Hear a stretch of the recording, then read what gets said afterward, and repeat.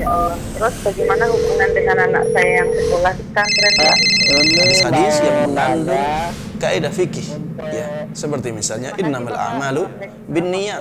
Ini Bismillahirrahmanirrahim. Assalamualaikum warahmatullahi wabarakatuh. Alhamdulillah, wassalatu wassalamu ala rasulillah wa ala alihi wa sahbihi wa man walah. Allahumma salli wa sallim ala nabiyyina Muhammadin wa ala alihi wa sahbihi ajma'in, amma ba'd. Pemirsa Fatwa TV dan juga pendengar radio dimanapun Anda semua berada, ahlan wa sahlan wa marhaban bikum. Senang sekali malam hari ini kita kembali dipertemukan oleh Allah Subhanahu wa taala dalam program Live Interaktif Konsultasi Islam. Awal pekan kita akan hadir selama kurang lebih 1 jam ke depan bersama dengan guru kita Al-Ustadz Dr. Musyafa Adarini MA yang merupakan salah seorang pengajar atau dosen di kampus STD Imam Syafi'i Jember. Dan malam hari ini beliau telah bersama kami di studio Fatwa TV Jember. Kita sapa. Assalamualaikum Ustadz. Waalaikumsalam. Masya Allah, ahlan Ustadz. Masya Allah. Gimana Ustadz kabarnya Ustadz? Alhamdulillah khair. Alhamdulillah. Hayakumullah. Hayakumullah Ustadz ya. Lagi aktivitas libur saja mengajar sekarang? Iya, lagi libur, lagi ngurusi nilai-nilai Masya Allah. untuk mahasiswa. Libur pun dosen masih harus ngurus nilai Ustadz. Masya Allah. Baik, barakallahu fikum Ustadz ya. Nah, di kesempatan malam hari ini kita berikan kesempatan bagi pemirsa dan juga pendengar Fatwa TV dimanapun semuanya berada untuk bisa bertanya, berkonsultasi langsung dengan Ustadz. Silakan nanti di line telepon 0331 544 6087. Kita ulang di 0331 544 6087. Dan Anda juga bisa mengirimkan pertanyaan melalui website kami di www.dewanfatwa.com. Kita juga ucapkan selamat bergabung merelay program kami malam hari ini. Beberapa radio yang tergabung dalam RTVC atau Asosiasi Radio Televisi Islam Indonesia. Di antaranya ada Radio MDFM Probolinggo, Radio Binbas Yogyakarta, Radio Hang FM Batam, Radio Amuba Pangkal Pinang, Radio Sago FM Sumatera Barat, Radio Gema FM Bontang, Radio Al-Hikmah Banyuwangi, dan juga Tuah FM Riau. Taib, sebelum kita bacakan pertanyaan Anda yang sudah masuk ke redaksi, kita akan persilahkan untuk memberikan satu nasihat pembuka malam hari ini. Fadhal Ustaz. Bismillahirrahmanirrahim. Alhamdulillahirabbil alamin. Wassalatu wassalamu ala asyrafil anbiya'i wa sayyidil mursalin. Nabiyyina Muhammadin wa ala alihi wa sahbihi wa man tabi'ahum bi ihsanin ila yaumiddin. Jemaah sekalian, kaum muslimin dan kaum muslimat, khususnya para pemirsa Fatwa TV, rahimani wa rahimakumullah. Pada kesempatan yang baik ini, saya ingin menyampaikan satu hadis Nabi Muhammad sallallahu alaihi wasallam tentang keutamaan salat. Rasulullah sallallahu alaihi wasallam pernah bersabda, "Ma min muslimin yatawadda fayusbighul wudu thumma yaqumu fi salatihi faya'lamu ma yaqul illa fatala ka yawma waladathu ummuh min al-khataya laysa alaihi dzambun." Tidak ada seorang muslim pun yang berwudu dan dia membaguskan wudunya, kemudian mendirikan salat, dan dia tahu apa yang dia baca dalam salat tersebut. Dia benar-benar khusyuk, dia benar-benar fokus dalam salatnya. Dia tahu apa yang dia ucapkan di dalam salat itu. Apabila ada seorang muslim yang melakukan amalan ini, pahalanya sungguh sangat luar biasa. Orang tersebut akan keluar dari salatnya dalam keadaan bersih dari dosanya. Tidak ada dosa sama sekali. Seperti ketika dia dilahirkan oleh ibunya. Jemaah sekalian rahimani wa rahimakumullah. Inilah keutamaan solat yang sangat luar biasa. Tapi keutamaan ini hanya bisa kita dapatkan ketika kita menjalankan solat tersebut dengan baik.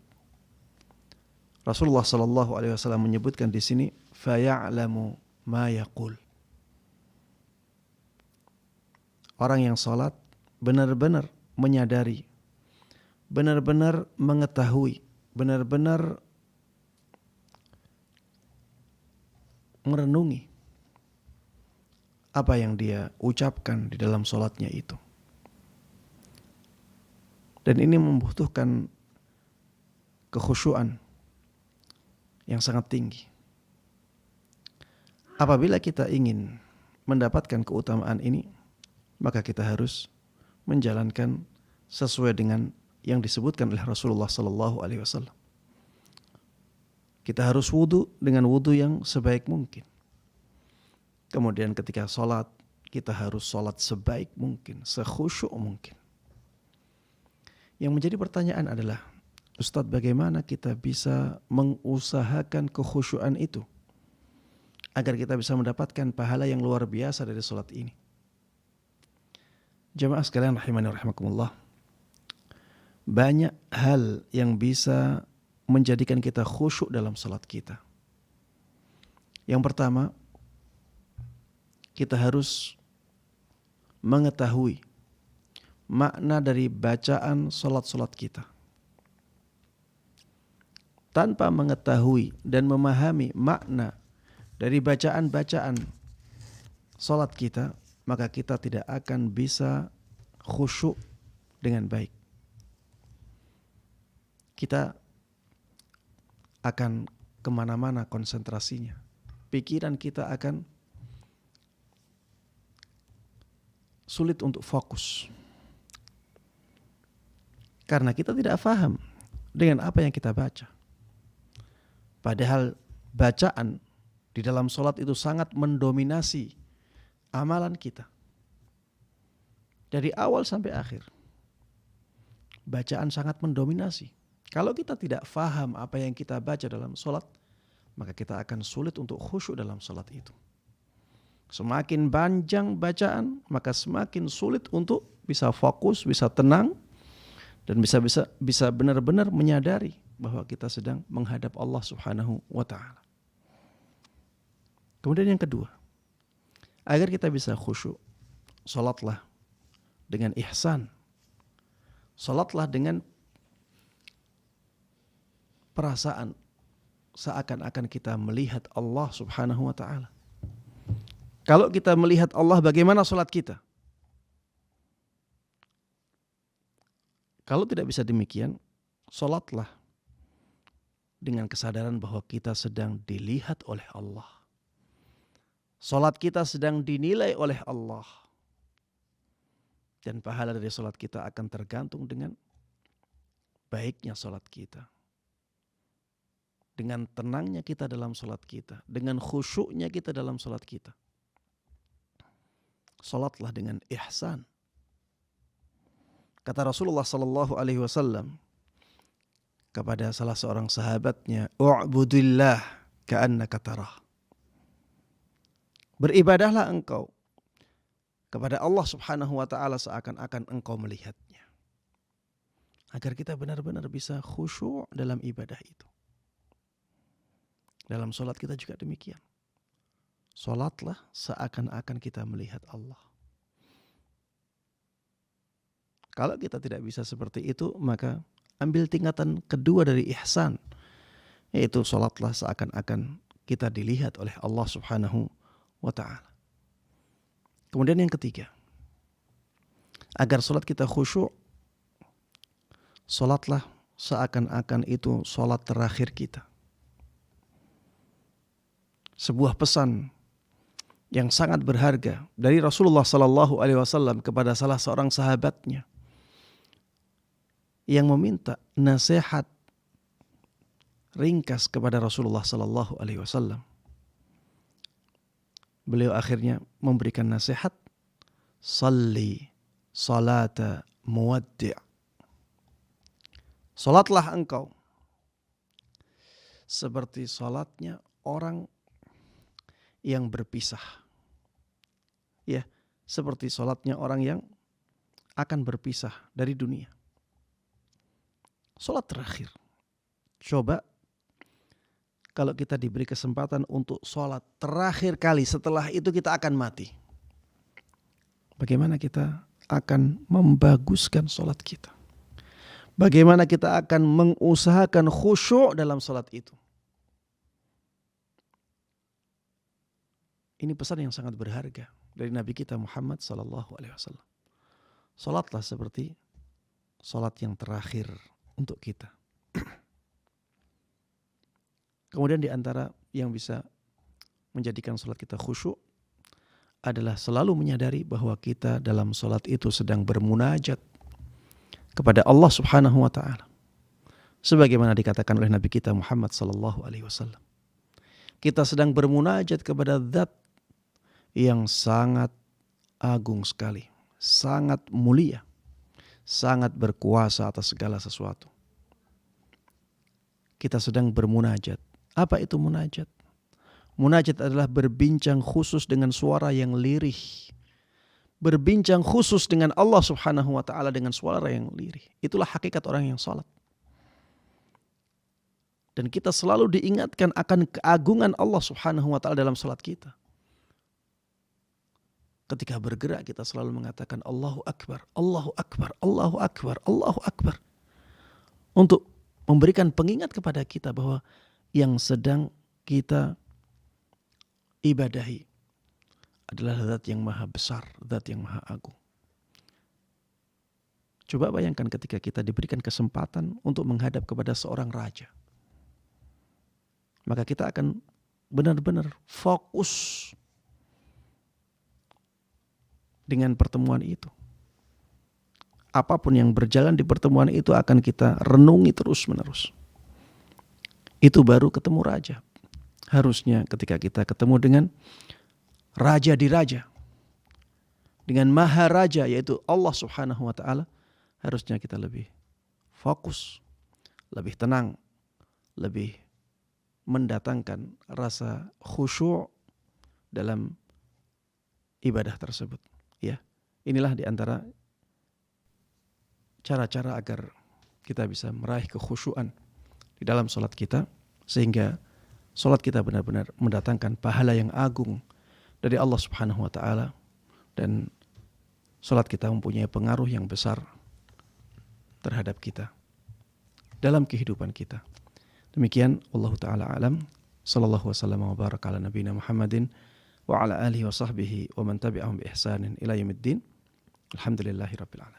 Baik Ustaz, kita sampaikan terima kasih. Jazakumullahu khairan Ustaz atas satu nasihat membuka di kesempatan malam hari ini. Taib, kita undang sekali lagi pemirsa dan juga pendengar radio dimanapun Anda semua berada. Silakan yang ingin bertanya kepada Ustadz Dr. Musyafa Adar ini malam hari ini.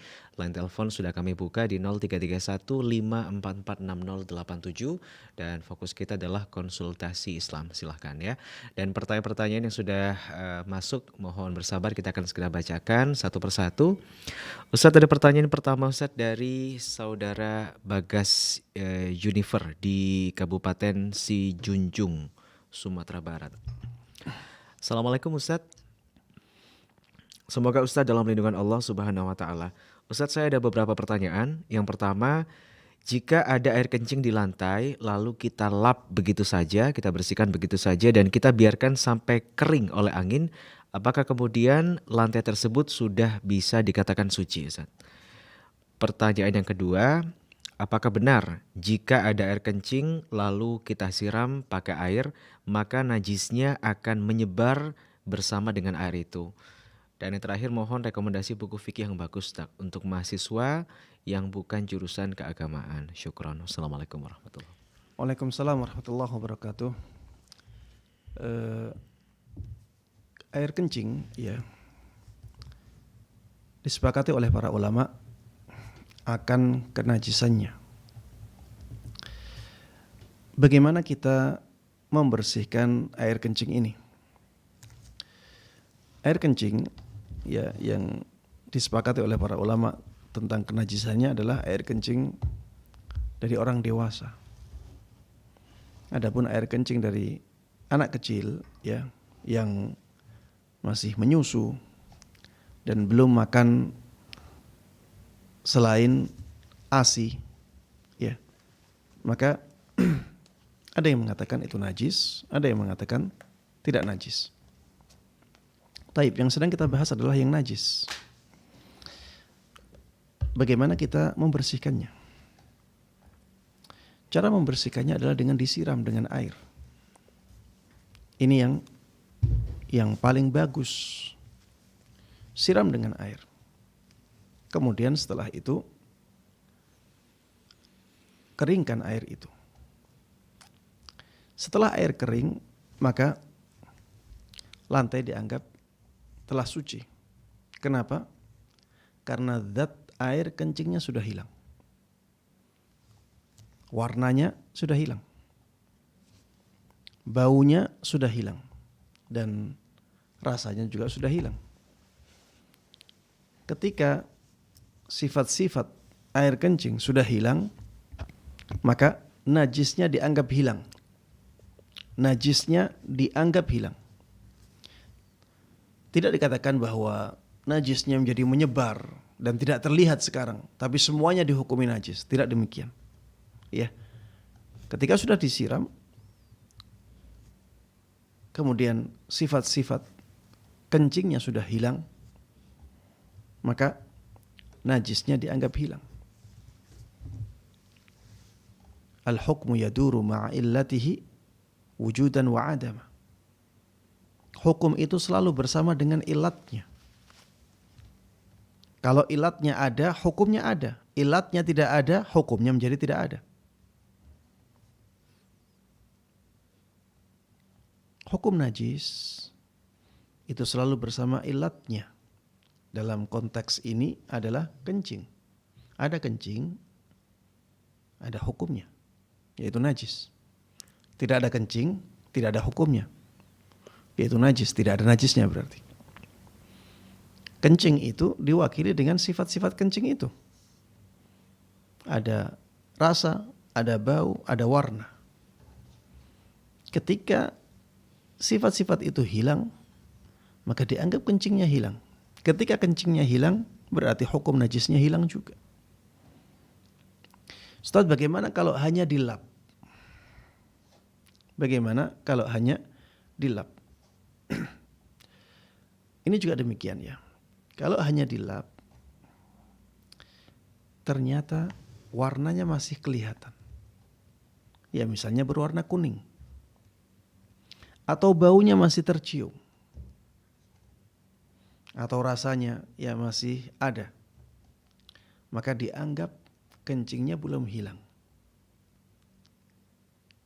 Najisnya belum hilang berarti. Karena masih ada sifat-sifat itu. Kalau misalnya ngelapnya ya dengan kain yang basah. Dilap.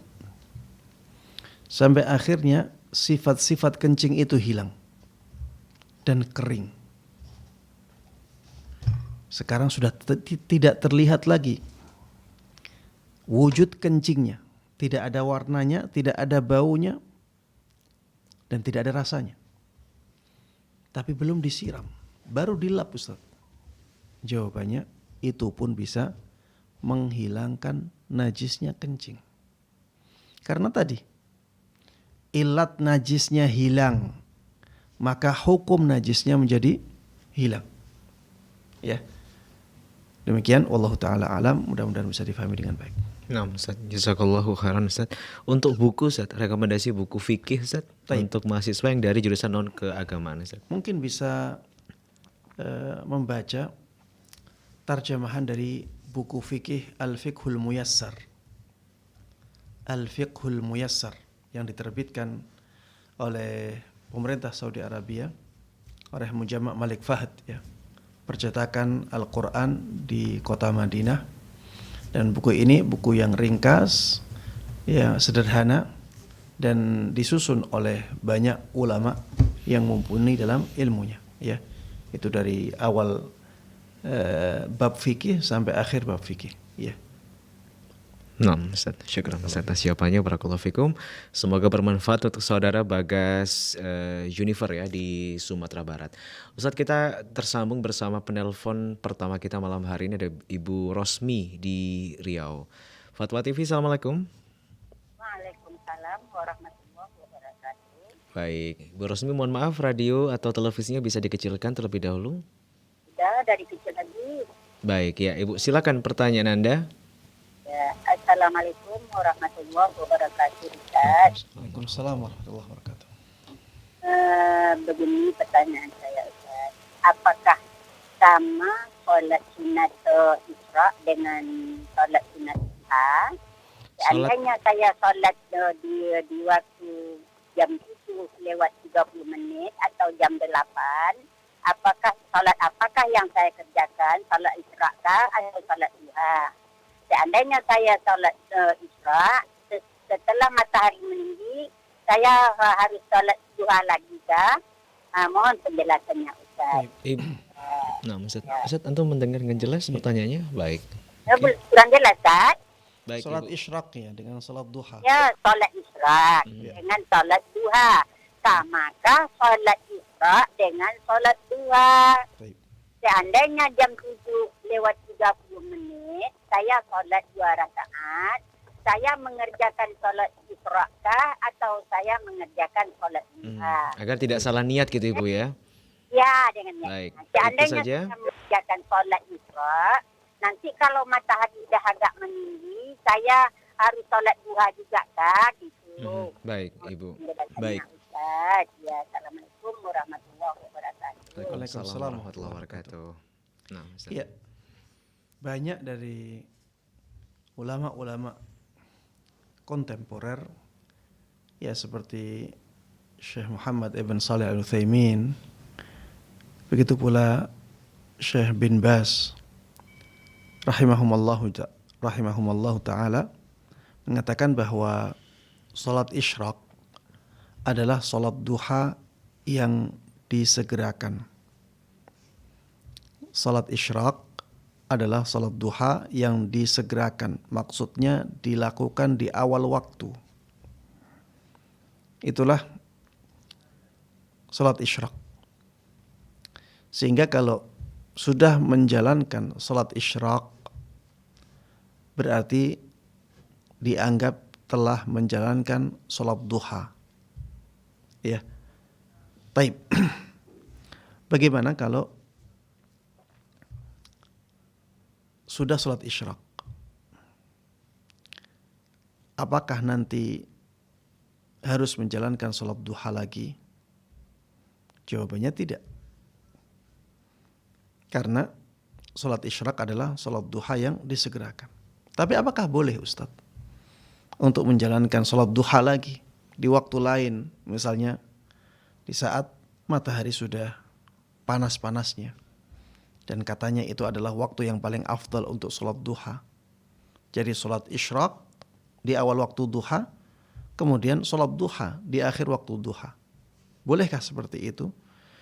Jawabannya boleh. Ya, salat duha bisa lebih dari 2 rakaat. Salat duha bisa lebih dari 2 rakaat. Bahkan 4 rakaat lebih afdal daripada salat duha hanya 2 rakaat. Sehingga kalau misalnya orang salat sunnah isyraq di awal waktu duha 2 rakaat, kemudian dia ingin salat duha lagi di waktu paling afdalnya, yaitu ketika matahari sudah memanas, maka tidak ada masalah sama sekali. Ya, demikian wallahu taala a'lam. Nah, Ustaz, jazakallahu khairan untuk Ibu Rosmi, semoga bermanfaat jawaban yang diberikan oleh Ustaz Dr. Musyaf Adar ini. Malam hari ini pendengar dan juga pemirsa, kita tersambung untuk penelpon kedua, ada Ummu Fahri di Riau. Fatwa TV, Assalamualaikum. Assalamualaikum warahmatullahi wabarakatuh. Waalaikumsalam Assalamualaikum warahmatullahi warahmatullahi wabarakatuh. wabarakatuh. Silakan Ummu Fahri, pertanyaan Anda. Barakallahu fi ya Ustaz. Fikum barakallahu. Baik Ustaz. Begini Ustaz, kalau ada seseorang yang pergi berhaji, tapi dia haji dari Indonesia kan haji tamattu yang kita laksanakan ya Ustaz ya. Ya. Tapi dia menyembelihnya di kampung dengan akalannya seperti ini. Kalau kita menyembelih di sana terlalu banyak hewan korbannya, siapa yang akan makan? Katanya seperti itu, Ustaz. Tapi Ana bilang dalam manasik yang Ana dapatkan, kita haji tamatuk memang wajib menyembelih di tanah haram. Sedangkan yang kita sembelih Indonesia itu bisa dilakukan orang tanpa dia berhaji. Jadi bagaimana status haji teman Ana ini sekarang ya, Ustaz? Karena menyembelih di tanah air. Iya, di tanah air. Tanpa menyembelih lagi di tanah haram. Baik. Dan Ana serba salah mengingatkan dia, soalnya dia juga ustazah di sebuah pesantren. Jadi Ana bilang, tolong tanyakan dalilnya pada ustadz yang tempat anti manasik ke tanah. Apa dalilnya? Apakah ini ada pendapat ulama yang lain kata Ana kan? Baik. Jadi seperti itu aja. Cukup, yang Ibu. kedua, Ustaz, Baik. ketika kita tidak mampu membeli hewan haji tadi, kan kita diwajibkan berpuasa 10 hari ya, Ustaz ya. Iya. 3 hari di tanah haram dan 7 hari di Indonesia.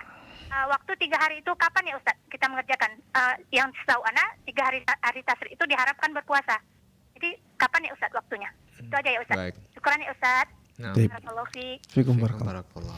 Iya, Terima kasih. pertanyaan yang pertama tadi tentang orang yang berhaji tapi menyembelihnya, ya, menyembelih hadyunya yang sering disebut sebagai dam. Tapi istilah yang lebih tepat adalah hadyu, ya, untuk tamattu dan qiran. Menyembelih hadyunya ingin di Indonesia dengan alasan di sana sudah banyak orang yang menyembelih, sehingga lebih besar maslahatnya atau manfaatnya ketika disembelih di Indonesia. Jawabannya bahwa ibadah haji itu harus sesuai dengan tuntunan. Semua ibadah itu harus memenuhi 2 syarat. Syarat yang pertama adalah ikhlas, hanya karena Allah Subhanahu wa ta'ala. Syarat yang kedua adalah ittiba', sesuai dengan tuntunan Nabi kita Muhammad sallallahu alaihi wasallam. Apalagi dalam ibadah haji ada hadits khusus yang menjelaskan masalah ini. Bal khudhu anni manasikakum. Ambillah dariku manasik haji kalian. Ambillah dariku ibadah manasik kalian. Jadi bagaimana Rasulullah sallallahu alaihi wasallam berhaji, kita harus berhaji sesuai dengan apa yang dilakukan oleh Rasulullah sallallahu alaihi wasallam. Di sini kita tidak boleh menggunakan logika. Kalau logika kita bertentangan dengan tuntunan Rasulullah sallallahu alaihi wasallam, maka kita harus tinggalkan logika kita. Coba bayangkan kalau kita menggunakan logika dalam masalah ibadah haji. Nanti banyak sekali yang kita lihat lebih besar maslahatnya untuk dilakukan di Indonesia. Coba kalau ada orang mengatakan itu kalau orang seluruh dunia tumplek-pek di Padang Arafah itu akan sangat membahayakan. Apalagi ini musim corona. Kenapa tidak kita pindah saja ke Indonesia? Kita bikin Padang Arafah, tapi letaknya di Indonesia.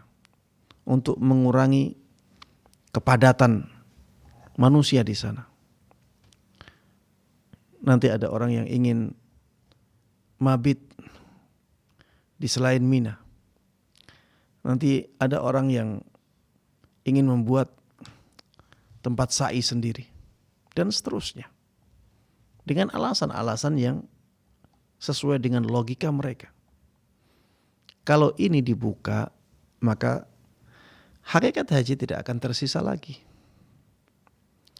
Maka ibadah haji itu adalah ibadah yang sangat agung dan semua ibadah kita harus kita sesuaikan dengan tuntunan Nabi kita Muhammad sallallahu alaihi wasallam. Ustadz, bagaimana dengan hajinya orang yang seperti ini? Kita katakan hajinya ada yang kurang. Kalau dia ingin hajinya sempurna, maka dia harus melakukan penyembelihan di tanah haram Makkah. Ustaz, apakah bisa dilakukan sekarang ketika dia sudah di Indonesia? Jawabannya bisa. Ya, masih bisa. Dia bisa memerintahkan orang yang ada di Makkah untuk menyembelih hadiyunya dia. Untuk disembelih di tanah haram. Dan niatnya adalah hadiyu untuk dia. Ya, karena itu adalah kewajiban. Sekarang dia belum melakukannya. Ketika dia menyembelih di Indonesia, maka hukumnya bukan hadiyu. Mungkin dia membantah, Ustadz, ada kok orang-orang yang ketika haji, setelah itu dia membayar sembelihan. Disembelih di negara Afrika, Ustadz. Jawabannya itu bukan hadiyu. Kita harus tahu sembelihan itu bukan hanya hadiyu saja. Itu bisa saja ibadah kurban. Kalau ibadah kurban bisa dimanapun yang kita inginkan. Walaupun kita berada di kota Makkah, kita bisa menyembelih ibadah kurban di negara Indonesia. Boleh menyembelih ibadah kurban di negara Afrika dan seterusnya. Itu ibadah kurban. Sedangkan yang sekarang kita bicarakan adalah hadiyu untuk haji kita. Haji kita itu di kota Makkah, di tanah suci Makkah. Maka hadiyunya juga disembelih di sana. Taib. Pertanyaan yang kedua tentang apa tadi? Ini berkaitan dengan kapan pelaksanaannya Ustaz yang tepat. Kapan pelaksanaan? Pelaksanaan hukumannya Ustaz. Hukuman apa? Hukuman yang ditanyakan tadi Ustaz. Pelaksanaan puasanya Ustaz. Oh iya. Tentang puasa. Ya, kalau misalnya tidak punya biaya untuk membeli hadiyu, membeli hewan sembelihan karena haji tamattu atau haji qiran, maka diwajibkan untuk berpuasa 10 hari. 3 harinya di kota Makkah, di kota suci Makkah, 7 harinya saat sudah pulang ke negerinya. Tapi kapan 3 hari ini? 3 hari ini bisa di hari tasyrik. Tadi ibunya bertanya, hari tasyrik kan gak boleh Ustaz berpuasa. Iya, itu untuk orang yang tidak berhaji. Untuk orang yang berhaji dibolehkan. Dibolehkan di hari tasyrik untuk berpuasa 3 hari untuk menebus kewajiban dia menyembelih hadiyu. Kalau dia misalnya di Makkahnya bisa lama, maka dia bisa juga mengakhirkannya. Misalnya hari tasyrik adalah hari 11, 12, 13. Dia misalnya di Makkah sampai tanggal 29 misalnya. Dan dia ingin menghindari hari tasyrik, tidak ada masalah juga. Dia bisa berpuasa mulai tanggal 14, 15, 16. Atau dia akhirkan lagi tanggal 19, 20, 21. Tidak ada masalah ya. Yang penting 3 harinya masih ketika dia di kota Makkah ya. فَمَنْ لَمْ يَجِدْ فَصِيَامُ 3 أَيَّامٍ فِي الْحَجِّ وَسَبْعَةٍ إِذَا رَجَعْتُمْ. Ya, 3 harinya masih saat-saat dia berhaji. 7 harinya ya bisa ketika dia sudah pulang ke rumahnya. Demikian wallahu taala alam. Nah, Ustaz, kita sampaikan terima kasih, jazakumullahu khairan, semoga bermanfaat untuk Ummu Fahri di Riau. Dan malam hari ini kita masih buka line telepon. Tersambung bersama kami ada Ibu Rosmini dari Pacitan. Fatwa TV, Assalamualaikum. Waalaikumsalam warahmatullahi wabarakatuh. Baik, ahlan wa sahlan. Silakan Ibu Rosmini pertanyaan Anda. Iya. Assalamualaikum warahmatullahi wabarakatuh, Ustaz. Waalaikumsalam warahmatullahi wabarakatuh. Ya. Saya ingin melanjutkan pertanyaan saya beberapa waktu yang lalu itu tentang ruqyah diri sendiri, Ustaz. Yang saya amalkan membaca surat Al-Baqarah, terus kalau sudah selesai saya satukan telapak tangan saya, kemudian saya tiup 3 kali, terus saya usap-usapkan ke badan saya yang terjangkau. Terus kalau memakai air, apa bisa air itu diletakkan di depannya, terus nanti setelah selesai diminum, begitu atau bagaimana? Terus yang kedua, masalah membaca surat itu Al-Baqarah itu, Ustadz. Nah, kalau saya niat kita itu mencari kesembuhan sakit kita, terus kita tidak mendapatkan pahala untuk di akhiratnya, Ustadz. Terus bagaimana kalau niat kita itu kedua-duanya, niat sekarang supaya ya usaha kita dikabulkan, penyakit kita disembuhkan. Yang kedua kalinya kita mendapatkan pahala di akhirat, apa bisa seperti itu apa bagaimana? Apa cuma satu-satunya saja, Ustadz? Kalau cuma satu-satunya ya terus gimana di akhirat tidak mendapatkan bacaan syafaat dari bacaan Al-Quran surat Al-Baqarah itu. Terima kasih. Jazakumullah khairan. Assalamualaikum warahmatullahi wabarakatuh. Waalaikumsalam warahmatullahi wabarakatuh. Iya. Pertanyaan tentang ruqyah ya. Dan ruqyahnya dengan membaca surat Al-Baqarah. Dan yang ditanyakan bagaimana kalau misalnya setelah membaca surat Al-Baqarah meniupkan tiupan ke tangan, kemudian setelah itu mengusap-ngusapkan tangan itu ke seluruh bagian tubuh yang bisa dijangkau. Apakah seperti ini dibolehkan? Jawabannya dibolehkan. Jawabannya dibolehkan. Tidak ada masalah seperti itu karena memang dalam masalah ruqyah ya ini banyak caranya. Banyak caranya. Dan ada kelonggaran di sana. Rasulullah Sallallahu Alaihi Wasallam pernah sebelum tidur ya beliau meniupkan tiupan ke tangan beliau dengan disertai ludah yang beliau cipratkan sedikit. Kemudian setelah itu beliau membaca surat Al-Ikhlas 3 kali, surat Al-Falaq 3 kali, surat An-Nas 3 kali. Kemudian setelah itu beliau usapkan tangan tadi ke seluruh badan yang bisa beliau jangkau. Itu juga bisa dilakukan ketika kita membaca surat Al-Baqarah, tidak ada masalah. Itu salah satu cara, ya. Jadi misalnya kita meniup dulu tangan kita dengan mencipratkan sedikit ludah ke tangan atau tanpa cipratan ludah juga tidak ada masalah. Kemudian kita baca surat Al-Baqarah. Kita baca surat Al-Baqarah. Kemudian setelah itu selesai membaca, kita usap-usapkan tangan kita ke seluruh bagian tubuh yang bisa kita jangkau. Itu juga bisa. Di akhir juga bisa, tidak ada masalah. Kemudian apabila menggunakan air, ya, menggunakan media air, air dibaca, air dibacakan surat Al-Baqarah. Kemudian setelah itu diminum. Tidak ada masalah, ya. Ini juga cara ruqyah mandiri dengan media air. Jadi air yang kita bacakan surat Al-Baqarah tadi kita minum. Bagaimana kalau kita gunakan untuk mengusap-ngusap tubuh kita? Air tersebut kita gunakan untuk mengusap-ngusap tubuh kita. Tidak ada masalah juga.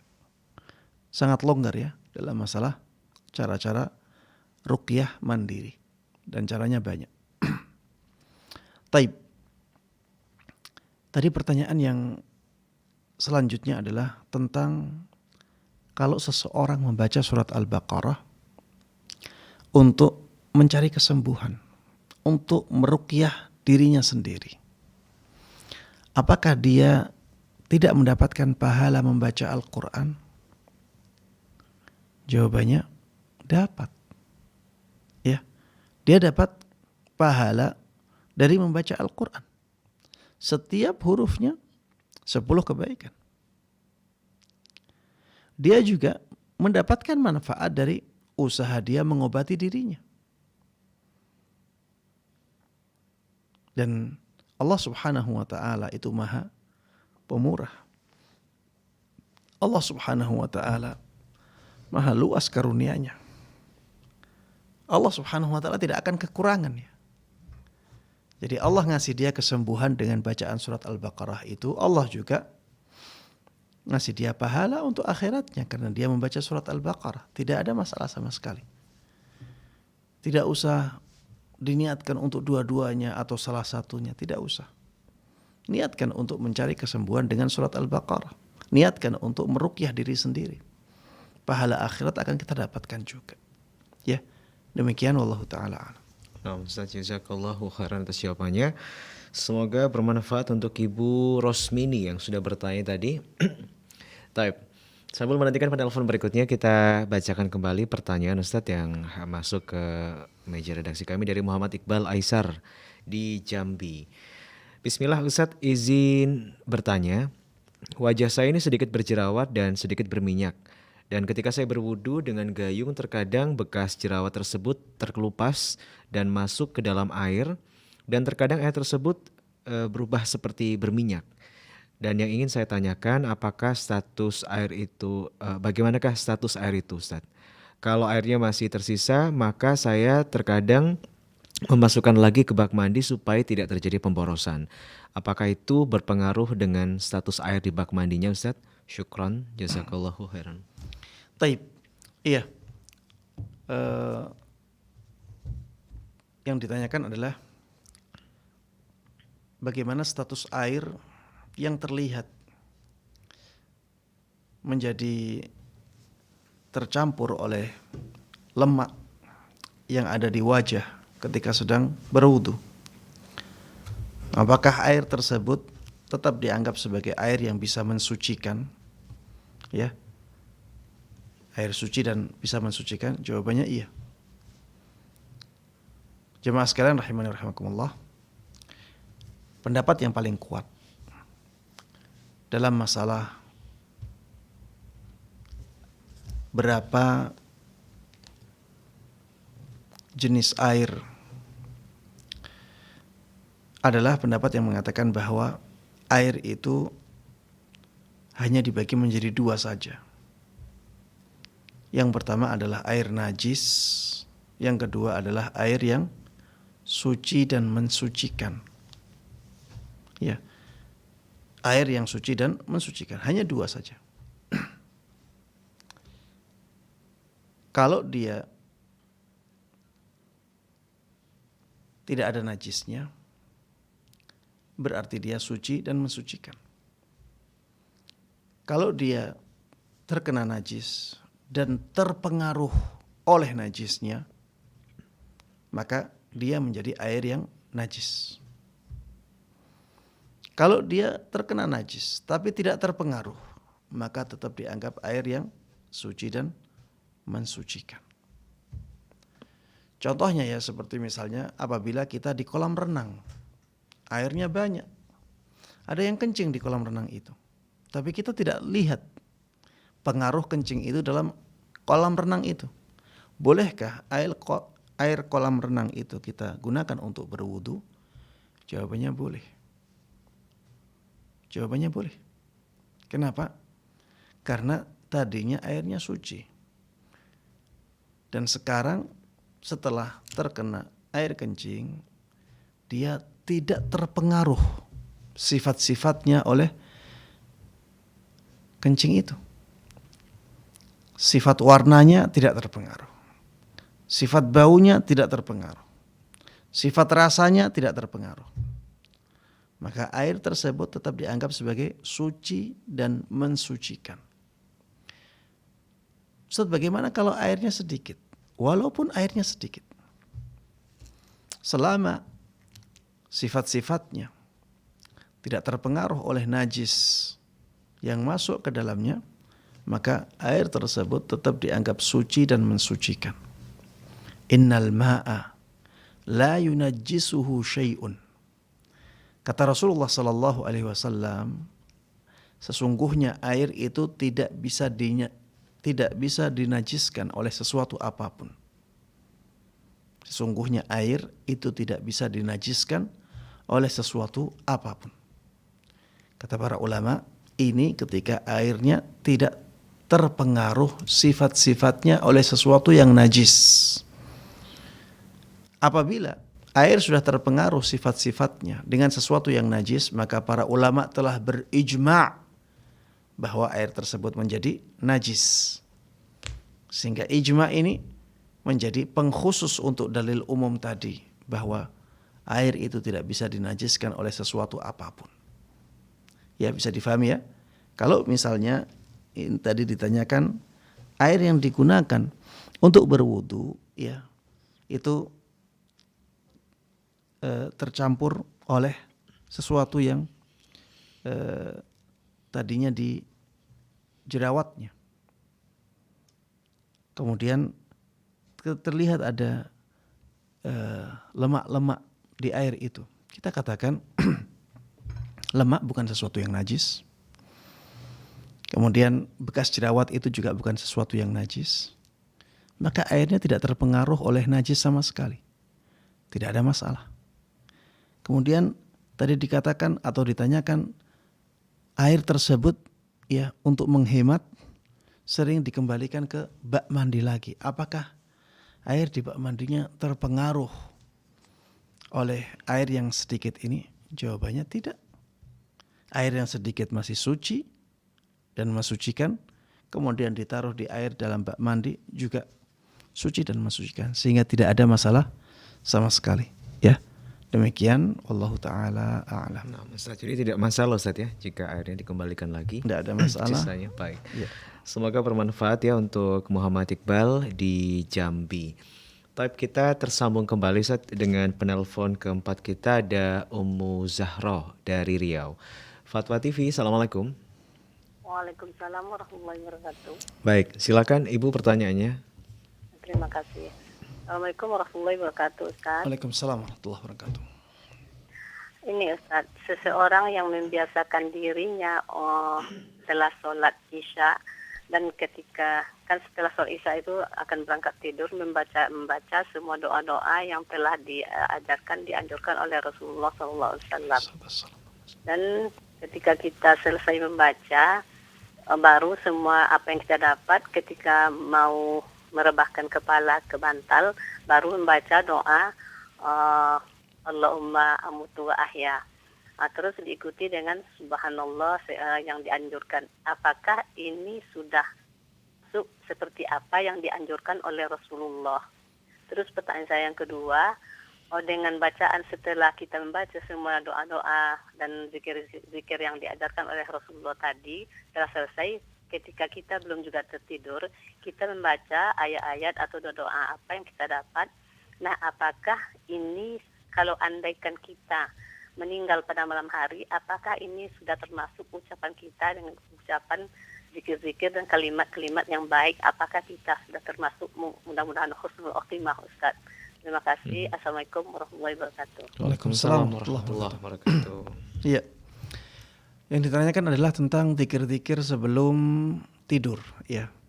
Kalau kita melihat ya zikir-zikir sebelum tidur, maka di sana banyak sekali hadis-hadis yang menjelaskan tentang bacaan-bacaan yang dianjurkan untuk dibaca sebelum tidur. Apakah kita harus baca semuanya? Jawabannya tidak harus. Apakah boleh kita baca semuanya? Jawabannya boleh. Ya.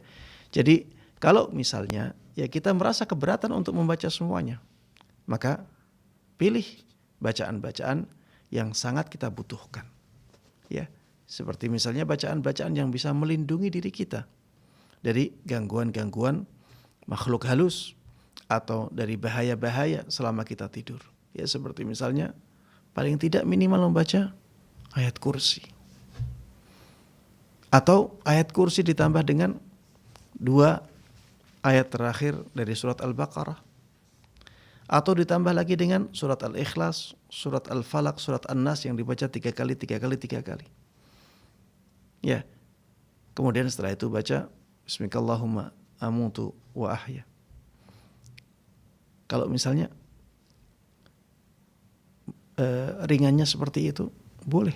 Kita boleh memilih ya doa-doa yang kita inginkan sesuai dengan tujuan kita, sesuai dengan kebutuhan kita. Kalau kita baca semuanya juga tidak ada masalah. Apakah harus urut, Ustadz? Apakah yang terakhir harus Bismikallahumma amutu wa ahya? Jawabannya tidak. Tidak ada kewajiban untuk mengurutkan bacaan-bacaan tersebut. Dan tidak ada dalil juga yang menunjukkan bahwa bacaan ini setelah bacaan ini sebelum bacaan ini. Tidak ada dalil yang tegas yang menjelaskan masalah itu. Yang ada para ulama mengumpulkan bacaan-bacaan yang dahulu pernah dibaca oleh Rasulullah SAW sebelum tidurnya. Dikumpulkan tidak ada masalah. Dipilih salah satunya tidak ada masalah. Urutan-urutannya ya tidak ada dalil tegas yang menjelaskan hal tersebut.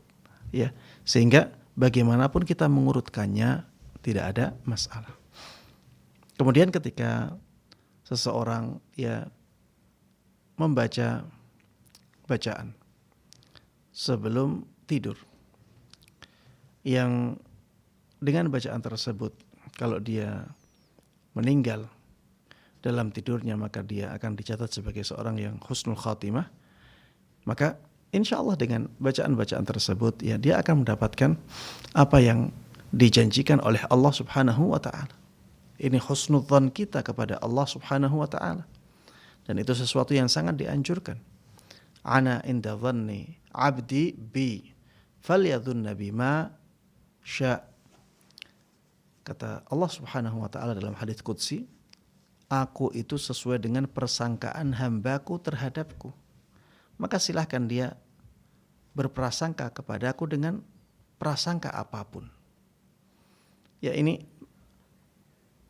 anjuran dari Allah Subhanahu wa ta'ala agar kita berhusnudzan kepada Allah Subhanahu wa ta'ala ketika kita sudah taat dengan apa yang diperintahkan oleh Allah Subhanahu wa ta'ala. Mudah-mudahan dengan membaca doa-doa atau bacaan-bacaan yang disunnahkan untuk dibaca sebelum tidur, maka kita diberikan kematian yang husnul khatimah ketika kita mati dalam tidur tersebut. Ya, demikian wallahu taala alam. Nah, Ustaz. Jadi nggak perlu ada prasangka ketika belum sempat mungkin mengucapkan la ilaha illallah saat ternyata meninggal duluan. Lalu kita belum sempat membaca itu, Ustaz. Kita nggak perlu berprasangka seperti itu, Ustaz. Iya, tidak perlu berprasangka seperti itu karena tanda-tanda husnul khatimah itu bukan hanya ketika seseorang mengakhiri hidupnya dengan kalimat tauhid saja. Memang Rasulullah SAW mengatakan, "Man kana akhiru kalamihi la ilaha illallah dakhalal jannah." Barang siapa yang akhir perkataannya adalah la ilaha illallah, maka dia akan masuk surga. Memang Rasulullah mengatakan seperti itu dan memang itu tanda husnul khatimah. Tapi itu bukan satu-satunya tanda husnul khatimah. Ada orang yang meninggal saat sujud, padahal yang dibaca ketika sujud tidak ada la ilaha illallahnya. Subhana rabbiyal a'la, subhana rabbiyal a'la, kemudian meninggal. Apakah ketika keadaannya seperti itu berarti dia tidak husnul khatimah? Tentunya tidak, ya. Jadi tanda-tanda husnul khatimah itu banyak. Tanda yang global adalah ketika seseorang meninggal dalam keadaan baik, dalam keadaan dia taat kepada Allah Subhanahu wa taala, dalam keadaan dia tidak bermaksiat kepada Allah Subhanahu wa taala, dalam keadaan dia dekat dengan Allah Subhanahu wa taala. Dan ketika seseorang sebelum tidurnya sudah berusaha untuk menerapkan sunnah-sunnah Nabi Muhammad sallallahu alaihi wasallam dan akhirnya dia meninggal saat tidur itu, ini termasuk di antara tanda husnul khatimah. Nah, Ustaz, ya. Baik, semoga menjadi penyemangat ya untuk Ummu Zahro yang bertanya tadi, dan ini sekaligus menjadi pertanyaan terakhir dan penutup Ustadz ya. Kita sampaikan terima kasih, jazakumullahu khairan Ustadz. Jazakum khairan. Semoga ilmu yang disampaikan di kesempatan malam hari bermanfaat untuk kita semuanya. Amin ya rabbal alamin. Tapi pemirsa dan juga pendengar Fatwa TV dimanapun Anda semua berada, jangan lupa Anda bisa ikuti dan juga simak program live interaktif Fatwa TV dari hari Senin sampai dengan hari Jumat di waktu yang telah dijadwalkan. Informasi-informasi berkaitan dengan Dewan Fatwa dan juga Fatwa TV, Anda silakan bisa akses dengan mudah di www.dewanfatwa.com. Dan jangan lupa pendengar Anda bisa ikuti atau follow akun-akun media sosial kami di YouTube di @fatwatvofficial dan juga di Facebook, Instagram, Telegram dan juga Twitter di @dewanfatwapa. Akhirnya kami dan juga seluruh kerabat kerja yang bertugas malam hari ini harus pamit undur diri. Mohon maaf jika ada kesalahan. Sampai bertemu lagi insyaallah di live interaktif berikutnya. Wassalamualaikum warahmatullahi wabarakatuh. Ya Allah. Terus bagaimana hubungan dengan anak saya yang sekolah di pesantren ya? Hadis yang mengandung kaidah fikih, ya, seperti misalnya innamal a'malu binniyat. Ini